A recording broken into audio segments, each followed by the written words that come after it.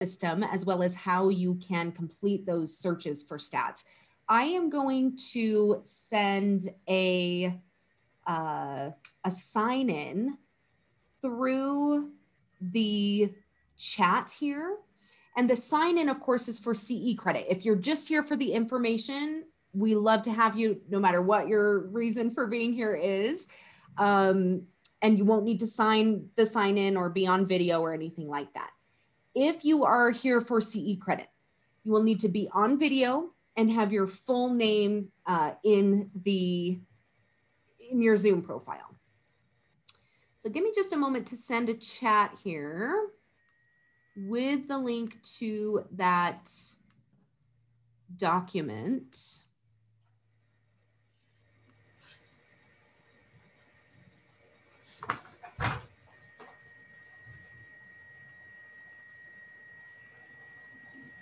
Okay, so there's the link.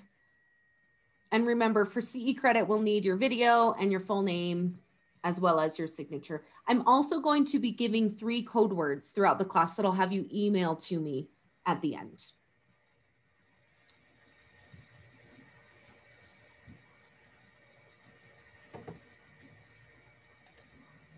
Now I'm going to be finishing setting up here while each of you is getting signed on to the sign-in sheet.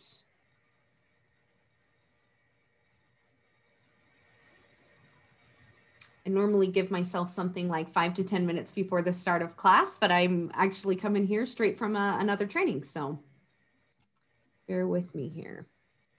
You're just fine. Thanks, Tana.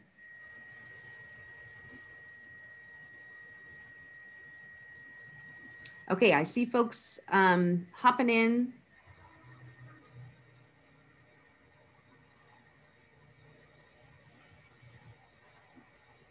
I see people coming in. Let's see here.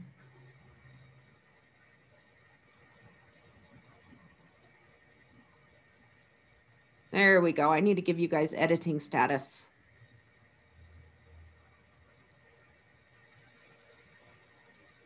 That's going to be much better.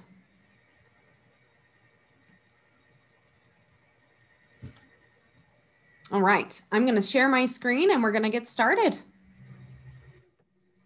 On this, excuse me, on the sign in, I clicked on it for my name, but it won't let me type. Is that something you have to do, or?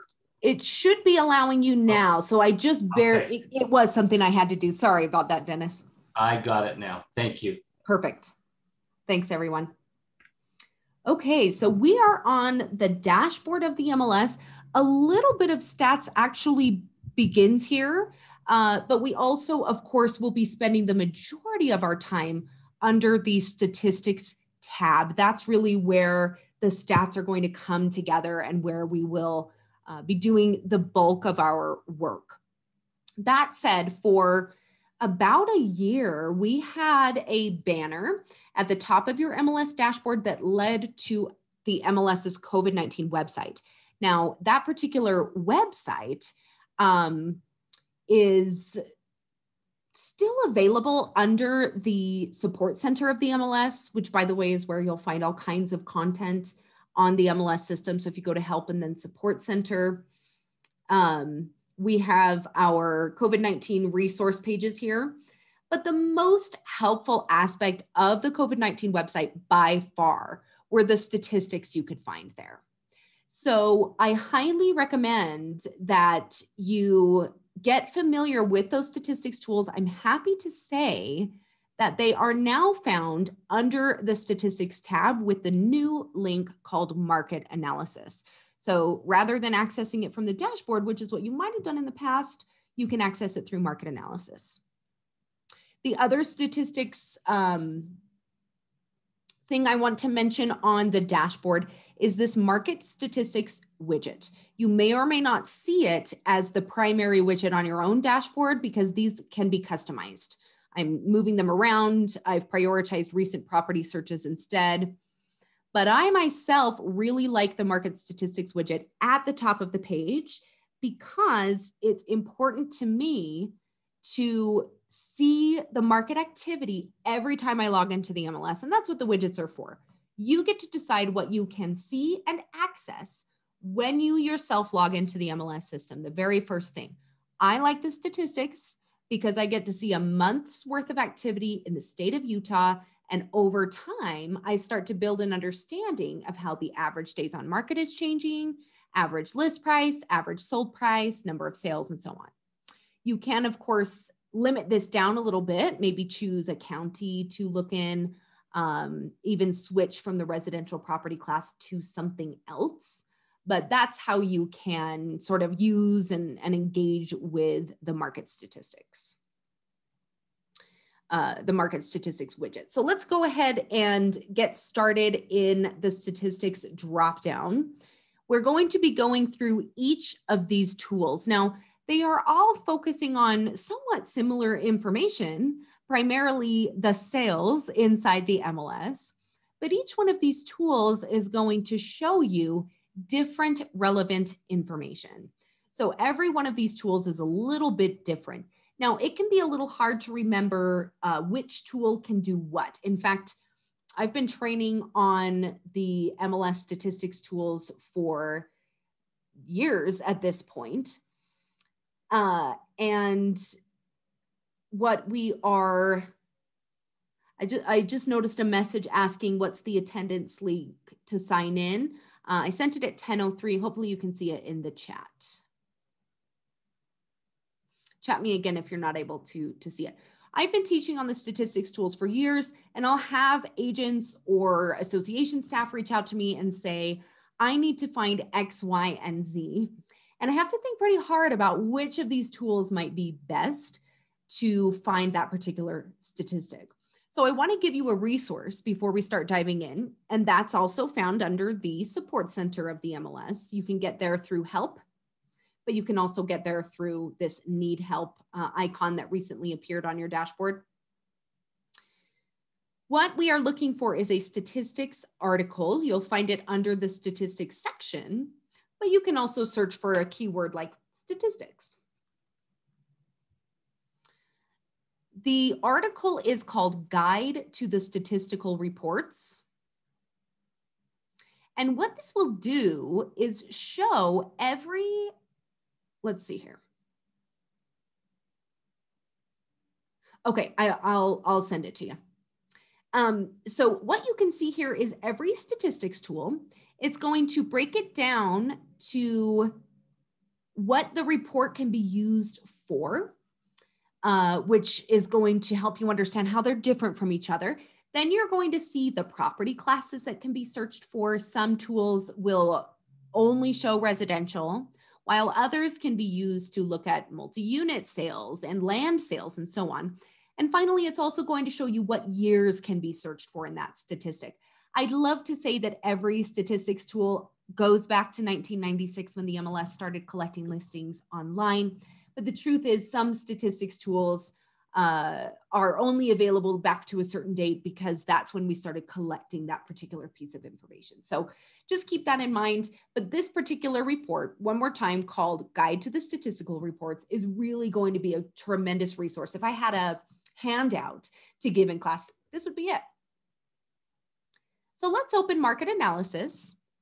This is the only statistics tool that does not begin with a search. Now, there's a major upside to this. It's extremely easy to get in here and just start getting familiar with the stats. The major downside, of course, is that these are going to be all the statistics for the entire state. You're not going to have the ability to look at just the single family homes or just the condo sales or just condos and townhomes. These are the kinds of decisions you can make in your own statistics searches. And like I said, the only tool that doesn't have this ability is going to be the market analysis. This is also the easiest to share with clients, in my opinion, because it is so easy to understand and it is so accessible. So what we're looking at, for instance, in this first piece of information, and a lot of these stats are accessible in other tools where you can get more specific with your own searches. So we won't be focusing on every stat you can find here, but a lot of these stats were hand selected to be especially relevant right now. So these are the stats that you could have access through the COVID-19 website, but they're now available in the statistics dropdown. So this is the number of residential listings entered per month each year. And 2021 is represented by this bluish purplish line. And of course, once May comes to a close and we're waking up on June 1st, we can see this information for May. But we're seeing the number of listings entered. It is true that we had fewer listings entered in January of this year than in every year back to 2017. And that was true in February, and that was also true in March. But in April, we started to make up for that. And we are really in a position in April that's very comparable to the previous years. So it's true that we have had fewer listings entered overall, but I don't believe this alone can explain the very low inventory we're experiencing. In fact, one of the statistics tools we'll be looking at in a little while will, oops, I stopped sharing my screen, everyone, sorry about that.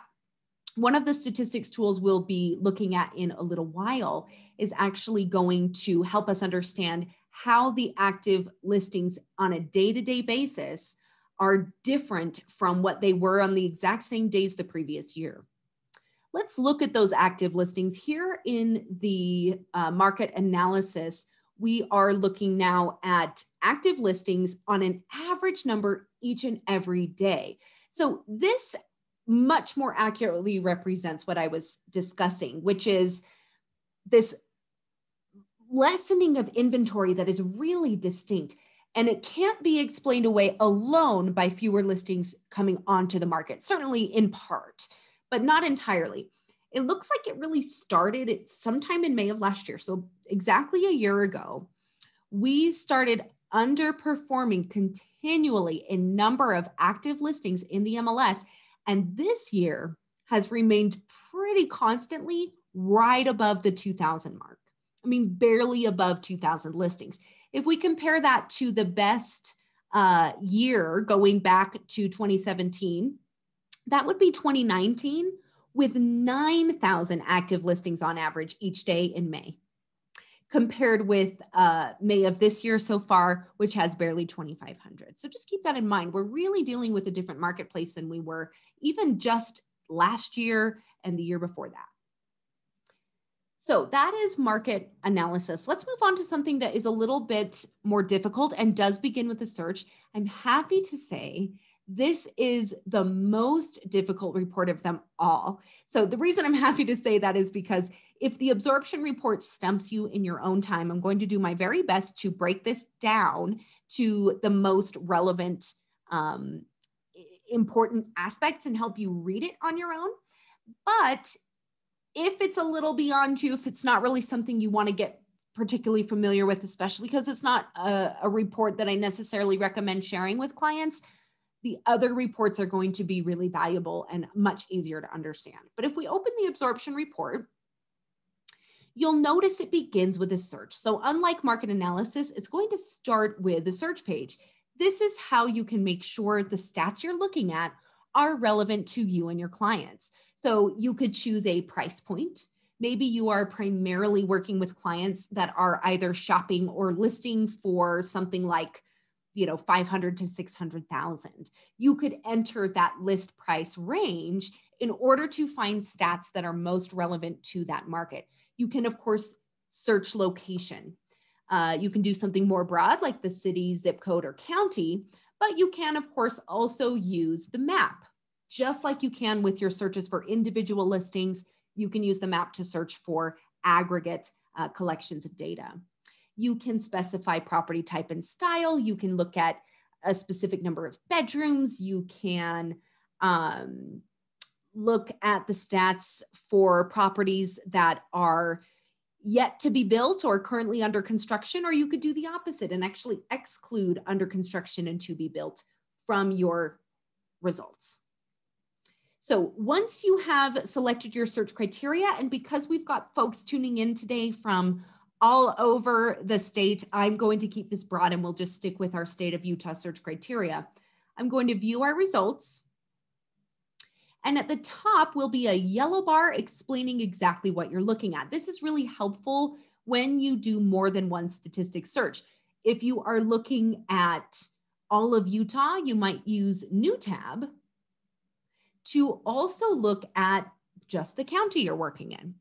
For instance, you could modify your search, enter Utah County, and then view your search results. So in one tab, I'm looking at the state of Utah. In the other tab, I'm looking at the county of Utah County. So pay attention to that yellow search criteria bar. It's really going to keep you in the know about exactly what you're looking at. Now, the absorption report is more complicated than it needs to be. And the reason for that, in my opinion, is the display. The absorption report is actually telling us something pretty basic. The calculations used, another way to think of that is the questions asked, are pretty basic. It's just the display that tends to throw people off. Now, before I break it down, let me give you your first code word, which is piano. Your first code word is piano. Like I play the piano, the instrument of the piano. Remember, write these down and just send them to the training@utahrealestate.com email address at the end of class. All right, so what we're looking at is a report that's going to help us understand how quickly the inventory is being absorbed in the market. Another way to think of this is how quickly is the inventory moving? So we have to know first how quickly we're selling real estate. And then secondly, what that might mean for the real estate currently available on the market. So the first thing we want to find out is how many properties have we been selling? Once we know how quickly we've been selling, we can find out how quickly we might sell out of the available inventory. So focus on the inventory line when you're using the absorption report. This is telling us how many months it would take us to fully turn over the current inventory and have it replaced by entirely new inventory. Now, this is, of course, a generalization like all statistics are. There will absolutely be properties listed today that are on the market for more than 2.76 months. But the goal is understanding how quickly the inventory overall is moving. Now, 6 months of inventory, that's considered a balanced market. In other words, it's not really better for buyers than it is for sellers. It's not really better for sellers than it is for buyers. More than 6 months of inventory, that is your buyer's market. Less than 6 months of inventory is your seller's market. Now, you didn't need to pull the absorption report or come to class today to know it's a seller's market. But that's a little bit about how you'll read this. 6 months of inventory is balanced. More than 6 months is buyers, less than 6 months is sellers. Now, I also want to point out, in addition to focusing on the inventory line, focus on a single column at a time. Focus on a single column at a time. Here's why. We ask the question, how many properties have we been selling? And the second question is, if we keep selling that many properties, how quickly will we sell out of what we have?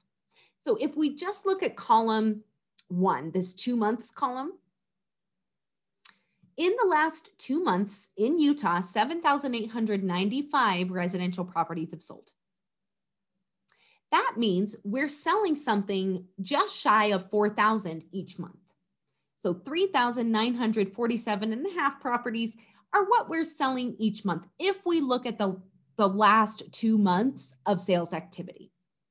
If we keep selling at the same rate we've been selling in the last 2 months, 3,947 properties, and there's 2,445 currently active, 539 currently in backup, and 7,924 currently in under contract, it's going to take us just shy of 3 months to sell that inventory.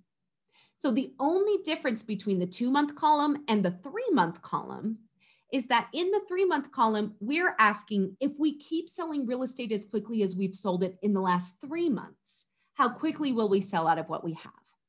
So I think the most confusing thing about this display is that every one of these columns has the exact same number of active properties, the exact same number of backup properties, and the exact same number of under contract. That's because each column is really independent. So think about those columns on their own. All of these numbers are what we need in order to arrive at the inventory line, which is our answer, 2.76 months of inventory. So we need the 7,895 sold properties number, that's sold in the last 2 months, in order to ask the question, how quickly are we selling? So that's something like 3,947 properties a month. And then we need the active properties right now, backup properties right now, and under contract properties right now to ask, if we keep selling real estate that quickly, how quickly will we turn over the inventory? How quickly will it absorb? So that's a little bit about the absorption report. I'm about to throw you a big curveball, and then I promise we'll move on to something much easier and frankly, more interesting in my opinion. That said, the calculation method is very important. When you ask the question, if we keep selling real estate as quickly as we have been, how quickly will we sell out of what we have? The default calculation method is to consider under contract listings as part of what's available, part of the available inventory, because it's really neither. It's neither available nor unavailable. It's not active and it's not sold. Under contract listings live in this no man's land. Some of them will close, those deals will go through, those properties will sell, and they'll end up off the market. Some will not. Without fail, in every market, even in a market that's this competitive for buyers and this luxurious, for lack of a better term, for sellers, you will have deals that do not go through, and under contract properties end up back in the active status.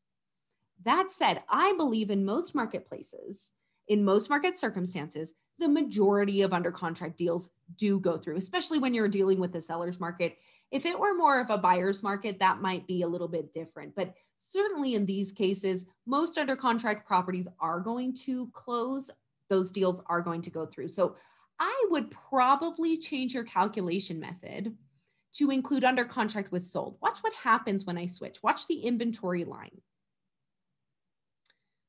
We go from 2.76 months of inventory, and you'll notice my internet is thinking here, so I apologize for the delay. This happens a lot in statistics. It takes a lot longer to pull large collections of listing data than it does to pull, 10 search results when you're doing a search for individual listings. We go from 2.7 or so months of inventory down to less than half a month. Now, the real answer is somewhere between those, because again, some under contract properties will close, others will end up back on the market. But I would argue that considering under contract as unavailable, as basically not a part of the current inventory, it's probably a little closer to what the market is actually doing. And if you've represented any buyers lately, this is a number that represents how your buyers were feeling and how you were feeling as their representative. These are run for your life numbers, less than half a month for the inventory to be completely absorbed. Remember, 6 whole months is a balanced market. So we're not just in a seller's market, we're in a drastic seller's market. And I think that the calculation method of considering under contract and sold is representative of that. So one last time, focus on the inventory line, 6 months is balanced. Focus on a single column at a time. Don't let the fact that several columns are displayed next to each other trip you up. And then stick with the same calculation method. They are both technically accurate because, again, under contract is neither sold nor active. But the one might be a little more representative than the other. The most important thing you can do, though, is make sure each time you pull the absorption report, especially if several months might go by between the times you're pulling this report, that you use the same calculation method each time. Now, every one of our reports can be exported into a spreadsheet, which is one of my very favorite features. This is the ability to work a lot more intimately and closely with the numbers themselves. Some reports are a little better for this than others. One of my very favorites for exporting is the sales per month report, which we'll get to by the end of class. You also have the ability to print as a PDF or email as a PDF. Now, if you are sharing this with clients, you're going to have to explain everything I just explained to them in order to basically share the message that this is a really intense market. It's really competitive for buyers and really good for sellers. I recommend sharing some other stats with clients that might be a little more interesting, that might be a little easier for them to understand on their own, which brings us to the home sales graph. So, I do also want to mention each statistics tool has this help section, this little help bubble you can click on. It'll give you a drop down with more information right there on the exact same page you're on that you can easily close and move on from. So really easy, accessible information about what you're looking at, how you might read it, and what you might learn from that particular tool. So watch for those, especially with the absorption report, because it can be tricky. Let's move on to the home sales graph. I'm going to keep our search criteria of the state of Utah, and I'm going to go ahead and select to view our results. Now, currently, this is going to take us back to 2016, 5 years ago, but we could actually take all of this data back to 1996. We could see all of this information for all 25 years and counting of MLS history if we wanted. It, of course, condenses your display quite considerably, but you can always zoom in with a simple click and drag on this display to see things a little closer and in a little more detail. And then you would reset your zoom.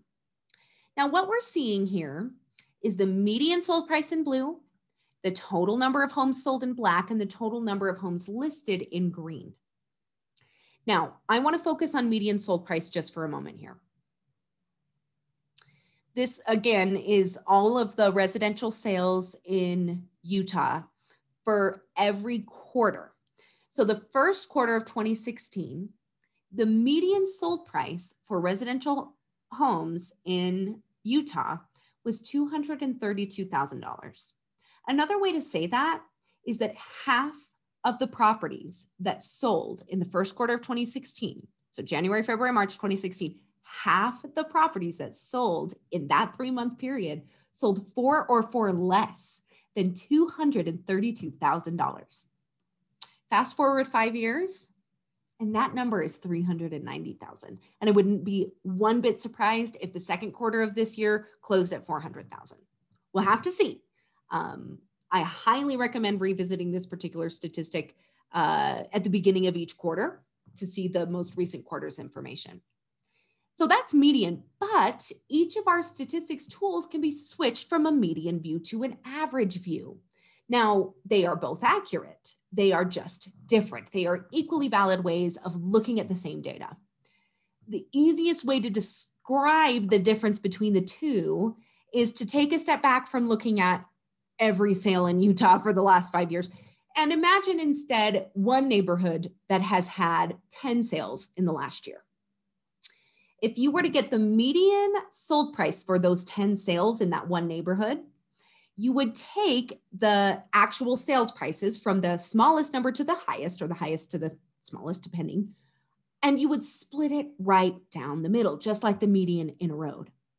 So if 9 of those properties sold for $400,000 and the 10th property sold for something much, much more, it's the crown jewel of the neighborhood, or maybe it sold for much, much less. It's barely worth, the value of the land it stands on. That 10th property really wouldn't affect the median sales price. That middle number would still be $400,000 because you've got 9 listings selling at $400,000 and a 10th that's really high or really low, more of an outlier. Average, on the other hand, is going to add those 10 sales prices together and divide by the number of sales, 10 sales. So you would take the 9 $400,000 properties and the 10th outlier price, and you would add all of those together and divide by 10. So average does tend to end up just a little more influenced by those outlier prices, which in real estate tend to be higher prices, but it really depends on your search results. But again, they're equally valid. And if you are sharing this information with the client, average is something most clients have at least a basic understanding of. You won't have to go into an explanation of the difference between median and average. So certainly if you're sharing this with a client, you can very easily switch to average from median. In fact, if we were to do that, you'll notice again, the internet's doing a bit of an update and we'll see very different numbers here. So first quarter of 2016 had a median sales price of $232, and we're about to see the average. Now the median for first quarter of this year was $390. So $232 to 390. Wow. Oh my gosh, that is wild. So 273 in the first quarter of 2016 to 505. And notice how interesting this is. Even the difference from second quarter to first quarter appears to be much more pronounced than when we looked at these same numbers in a median format. That's really interesting to me. So I have not seen this. So this is really kind of blowing my mind. So when we look at it in an average format, we jump from 392 to 505. In less than a year, that 392 number is second quarter of 2020. But again, the median appears to be a little more stable. However you look at it, it's a really big increase.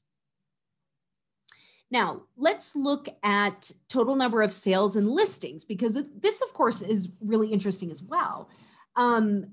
It's very typical to see the most listings and the most sales in the second quarter each year. Sometimes third quarter might outperform listings or sales in a given year, but usually second and third are the highs. And of course, first and fourth tend to be the lows. But look what happened last year. Unsurprisingly, last year threw us many more curveballs than just this. But if we zoom in a little bit, so this is our second quarter. We had 12,000, almost 13,000 sales versus roughly 17,000 new listings. Now, third quarter had roughly the same amount of new listings, but sales absolutely took off. In fact, sales did so well that in the same 3-month period in which we added 16,805 listings, we sold 16,664 listings. So barely a 200 listing difference there. And then as we did the year before, we saw a discrepancy throw that word out, an inversion of this relationship where we ended up with more sales in October, November, and December than new listings in that same 3-month period. That happened the year before. Fewer new listings came on the market in that 3 months than were actually sold in that 3 months. But look at how much more pronounced that difference was in the fourth quarter of 2020. That's really interesting as well. So this is what I was talking about when I said it's not just this lesser number of new listings. It's much more about just how the sales have taken off. So that's really interesting to see as well. So spend time with these tools. I've been adding the sales price, removing sold status listings and number of new listings because it's very interactive. You can zoom in and out as I've demonstrated. And of course, like the other tools, you can export, print, or email as a PDF. Now, let's move on to the market summary report. This is different from the others in the sense that it's going to group the stats by their price point. Because of course, you could be dealing in the exact same marketplace for two very similar properties. But if one is valued in one price range and the other is very different, they could be next door to each other. They could even be potentially similar properties. But if they are competing in different price points, they're going to experience a different marketplace.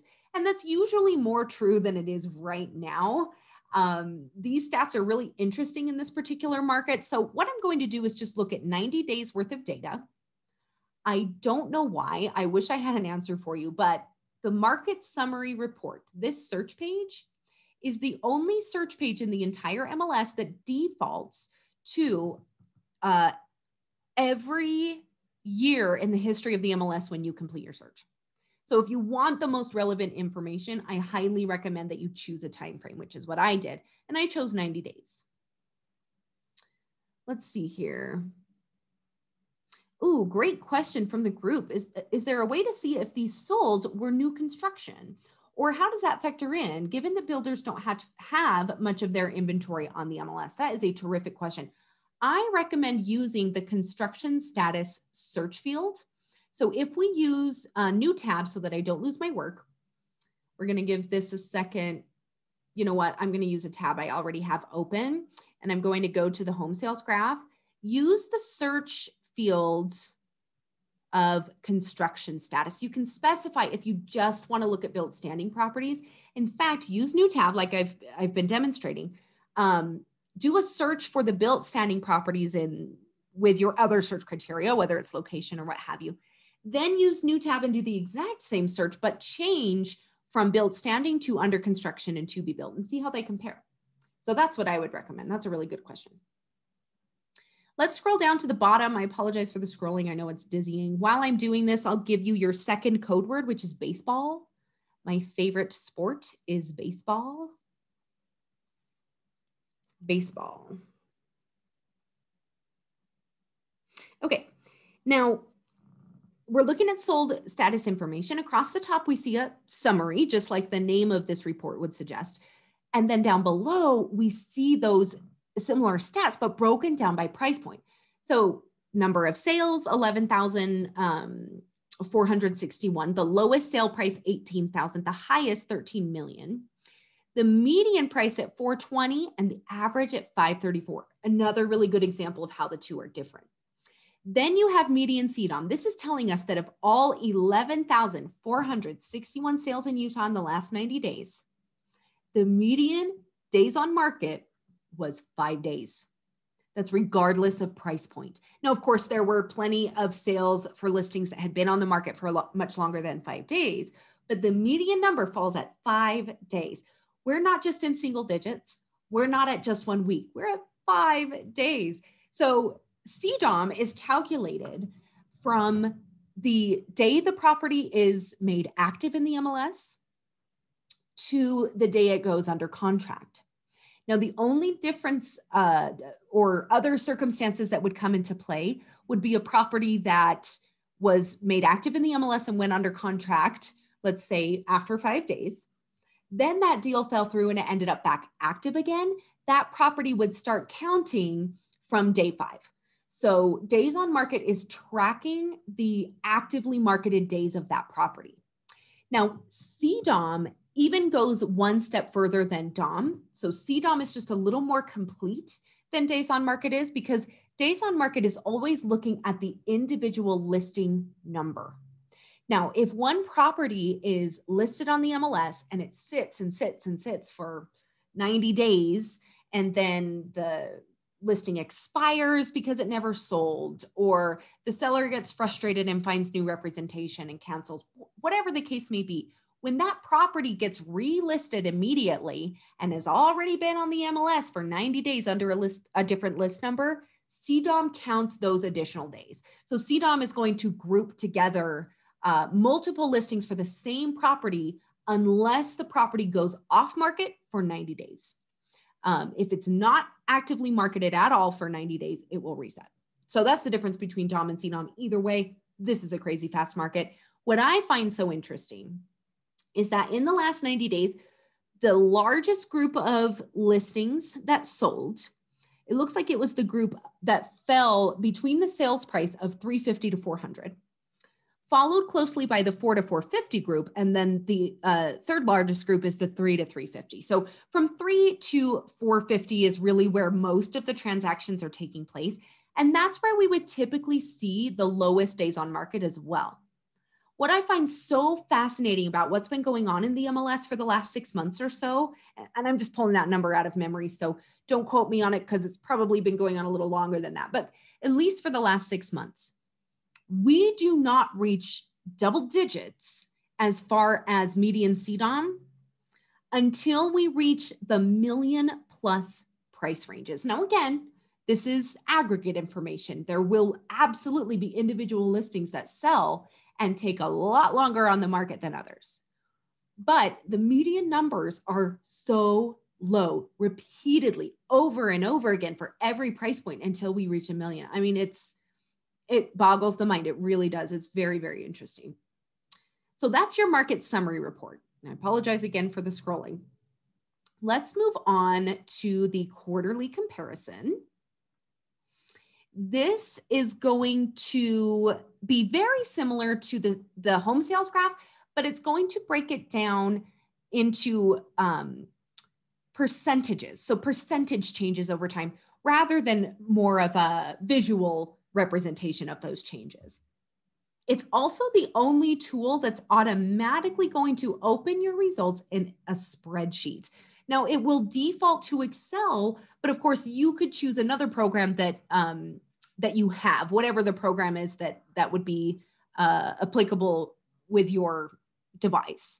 So we're giving it a second to pull that spreadsheet. You can see here there's a list of whether or not your program is compatible. If it is, you can simply click the link there. But once you reach that point, you would simply open the spreadsheet that's been generated. So in my case, I'm using Excel. Let's see here.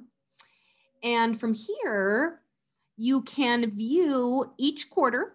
So across the bottom, you have first quarter, second, third, and fourth. And depending on the time of year you're polling this, you'll probably change what you look at. I would love to look at second quarter information, but we don't have 2021 information yet. So I'm stuck with either first quarter, year to date, or annual. Now, year to date is one of my favorites. It's going to be applicable pretty much any time of year you open it. It's going to be January 1 to today's date, which in this case is what, May 20th? And look at what we can see. We'll see a number of things represented here. One of my favorites is something you won't really see anywhere else, which is the median percent of new listings that are listed in the time frame you're looking at. So if we were looking at first quarter, it'd be properties listed in first quarter and sold in that same time period. In this case, we're looking from January 1 to May 20. So the median percent of listings that sold, that were both listed and sold in the time frame we're looking at, went from 66% to 81%. So from 2020, January 1 to May 20, about 66% of the listings that appeared on the market in that time frame also closed in that same time frame. Now we're at 81%, which is a 23, if we round up, 23% increase. That's amazing, especially because that 66.2 number was even better than 2019, although very comparable to 2018. So that's really interesting. You're also seeing CDOM, right? So 2020 from January 1 to May 20 had a median CDOM of 24. This year it's 6. So that gives you some perspective on that particular change over time. Number of sales, we're up 3.3% from the year before, but remember our inventory and the new listings generally is down. Let's look at new listings. Wow, when we look at the entire state for year to date, it's not just generally down, it's basically 16% down. So we're 3.3% higher in sales, but 16% lower in number of new listings. I mean, this is what's going on here that's really driving everything you're experiencing out there, especially if you've been representing any buyers. All right, let's move on. We're going to have a look at the sales per month report. Now, the sales per month report and the daily snapshot, these are two favorites of mine. The reason being, the sales per month report will be the first place you can see sold information. Everything else, as you probably noticed, is a little more focused on sales information on a quarterly basis, or maybe even an annual basis. Market analysis is the exception. And remember, this is kind of new. And also, unfortunately, doesn't allow you to do much of your own searching there. But sales per month report will be the first place you really see the ever evolving nature of the market that is selling. Daily snapshot is similar in the sense that it will be the first place you see changes in the market, but for other statuses, non-permanent statuses, it can be really hard to pinpoint the performance of statuses that are not permanent. Consider a single listing. Depending on the circumstances, of course, it could be in the active status 5 separate times. It could be listed, and then the very same day it's published, it gets moved into the off-market status because they're still painting and they're not ready to market the property or do showings. So they move it into off market. 2 weeks later, the painting's done, it's ready to go. They put it back in the active status. They really quickly get some offers and they decide to use backup status while they're seeing where their offers take them. That doesn't work out and they end up back in the active status. Then they've got to go under contract. And so, I mean, these statuses come and go over the life of a listing. So they can be really hard to pinpoint, unlike sold information, which is permanent and factual and isn't going to change. So the daily snapshot report is focused on those statuses that can be hard to understand, hard to pinpoint, and they help us understand how they've been performing over time. And when we look at them as representative of a time frame, then we can really build a complete picture of how the market is performing. So those will be the first 2 reports that really show you market information as it's evolving and changing. So they are my favorites. Let's go ahead and open sales per month. I'm going to close out of some of my other tabs because otherwise we're just going to slow down even more. So I'm going to go back the default to 5 years. And because May isn't over yet, I think I'll go back to April and we'll compare April of 2016 to April of 2021 rather than May to May. Again, we're not done with May yet. So we'll go ahead and view our results. This is going to take us to a table. This particular report is especially beneficial to look at in the spreadsheet format. If we get a little time at the end of class, I will demonstrate actually exporting this data into a spreadsheet and show you just how quickly and easy it is to really work with the numbers, especially because what I like to do with the sales per month report is take it all the way back to 1996. So we have every bit of data the MLS has collected. Then export that data into a spreadsheet and you can really easily sort the data and find out which months had the highest number of sales, for instance, going back the entire history of the MLS. So I really like export. So if we scroll down to the most recent data, we will see that you're going to see individual months and then the number of sales in those months. So 4,192 in April of this year compared with 3,483 in April of last year. So almost 1,000 increase, not quite, but getting up there. Then you see the dollar volume represented in those sales.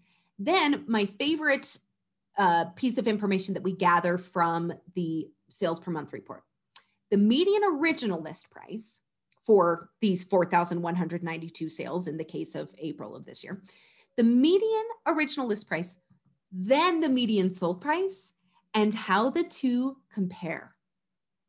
Consider April of 2020. Sellers, if we were looking at the median numbers, again, individual sellers are going to have different experiences, but the median number was 99% of asking price. Original asking price compared to sold price, the sales price was 99% of the original list. It's now 106. And May is on track to be 106 as well. Now, of course, even on June 1, there will be sales from May that end up reported, in the business days after the month closes. So I even like to wait a few days into the following month before I start to really feel like those numbers are solid and very reliable. But I mean, it literally it really does blow my mind. I know I sound a little dramatic, but I just find it so interesting. Median square footage, this really doesn't change with time. I'd be shocked to hear that anybody found, particularly relevant information here. Maybe if you were looking at properties built in a similar time frame, that might be a little more relevant, but generally speaking, the median square footage doesn't really change over time. Then you have median price per square foot, which was starting 5 years ago, somewhere around 110, 115. That's roughly the range we were in. So price per square foot, 110, 115 5 years ago. It's now 197. I mean, again, I don't know how else to put it other than it just really does shock me. Beds and baths also doesn't really change with time, as you can see. Median CDOM. So this gets really interesting here. January 2021, January is a historically slow month. We were still in the single digits, 9 days. compared with January 2020, long before most Utahns were expecting COVID-19 to, impact our daily lives, 39. Now, 39 days isn't a long time. That's barely more than a month. That's not a long time to have your listing on the market. It's certainly a lot longer than it is, fast forward a year later and even into the fastest months. I'm not sure if CDOM can perform much more quickly than it is. Could be wrong, but I'm not entirely convinced it can. It's going so fast. So anyway, watch this one closely. It'll be really interesting to see as more sales information comes in, of course. Let's open Daily Snapshot. Now, as it's described, we're looking at a snapshot of a single day in the entire state. So May 20th of this year, we have 2,578 active properties, 551 backups, 7,960 under contract, and so on. Compared with those same statuses last year on the same date. Now, here's the downside. I happen to know, because I am so familiar with not only the statistics tools, but I'm constantly talking about stats and getting familiar with them. I happen to know that this is consistent with what's been going on for many months now. But if you opened, let's say you were a brand new agent today, you went to the Daily Snapshot report and you just looked at one day's worth of information versus one other day, that's not really statistically stable. I couldn't guarantee, for instance, that 5,000 agents just marked their listings as under contract and another 5,000 agents just haven't logged into the MLS today to list their new listing. It is important to look at this information with more context, which is where the date range comes in. So it starts you with the date as kind of a teaser, I guess, and then you can switch to a date range. I'm going to take this back to the beginning of the year. Again, kind of keeping consistent with how we've been approaching the stats today, looking at the entire state, starting with January 1, all the way through to today's date. And remember, this will be the tool that allows us to understand the performance of not sales. Everything else is going to be focused primarily on sales because, again, that's a hard fact. This is going to be focused on the performance of those listing statuses that can be a little bit harder to pinpoint. Now, like all statistics, it's going to take a moment to pull these results, but let's, while it's doing that, let's have our final code word, which is April. Last month was the month of April. Your final code word is April. I know it's frustrating to have code words. I don't know. I don't like giving them out, but the truth is I don't have a choice. The Division of Real Estate's pretty serious about CE. So they want us taking it seriously and of course, encouraging our students to take it seriously as well. So while that's loading, I think I will do what I said before, which is to, oh, here it is. So here's our active status this year, January 1 to May 20th, last year in black. And look how different that is. Not only is it different today, it was extremely different the day before, extremely different the day before that. And we started the year with significantly fewer active listings on every given day than we did at the exact same days last year. And what's interesting to me is that there was only a slight decrease in the month of March, and then it really started to catch up last year. Now, backup is kind of, in some ways, even more interesting. We started neck and neck. January 1 of 2020 and January 1 of 2021 had very similar numbers of backup status listings. 2020 saw many more listings being put in the backup status than 2021 has. And that difference seems to just be growing. I find that really interesting. My best guess, and I'd be super curious to hear your thoughts as well. My best guess, of course, is that the backup status is just not as helpful as it once was. You've got so many buyers interested in every one property that I'm not sure it's really that necessary for sellers agents to use backup at this point. Could be wrong, but that's my best guess. Under contract is very, very similar, except it's kind of the inversion of active. We had so many fewer active every single day.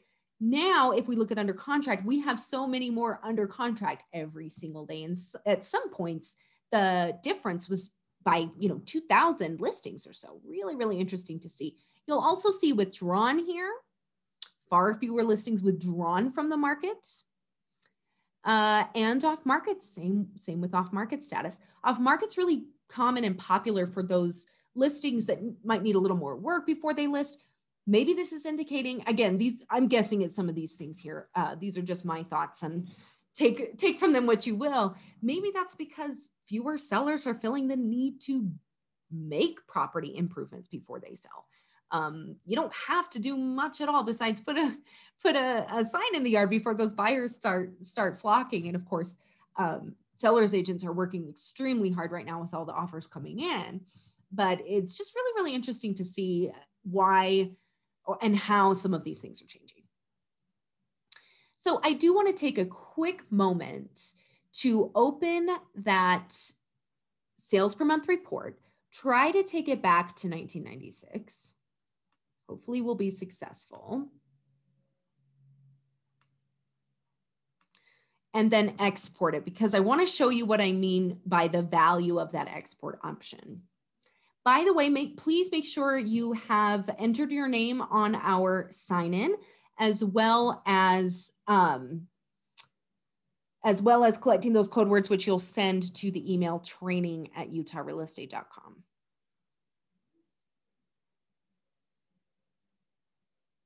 We might run out of time here. Here we go. Let's try exporting this. We'll export it to an Excel. I'll open this exported document. I'm going to get rid of the header. I don't really need that. What I want to do is sort this by the sales count. So I'm sorting my spreadsheet by count, and we're going to go largest to smallest. July, oh my goodness, July, September, August, June, and October of last year, that's 5 months, they were the highest sales count months on record. So going all the way back 25 plus years, the months with the highest number of sales ever were 5 months last year. That's half of the year, roughly half of the year. I mean, that's just incredible. The same could be done if we were to sort by sold to original list price. May of 2021, April of 2021, March, February, January, another 5 month streak, basically, a little out of order, but another 5 month streak, but this time for the percentage comparison of sold price to original list, the highest percentages we've ever seen when it comes to comparing original list price to sold price have happened in the last 5 months. That's amazing. So it's just really fascinating stuff. I hope you are as interested in the stats as I am. I hope you'll take a little bit of time to learn more, ask questions, call our support team, and use those resources we have in order to pull the stats on your own and really build an understanding of the marketplaces you're working in. With that, I would simply like to give you one reminder to send those code words and to add your name to the sign-in. I don't know if Tana is still with us. Yes, I am. Okay. Did you need anything from me, Tana, other than just to thank Presidio for hosting this class? Well, that was very interesting. I love it. And you're a great teacher. Oh, thank you. That's very kind. I have just recorded. So hopefully we have everybody fill out your little form, and then it will match mine, hopefully, and then they can get their credit. That sounds great. Thanks so much, Tana. Thank you, everybody else. I hope you learned something new. I'll have CE credit issued either today or tomorrow. That's my goal. Thanks, everyone.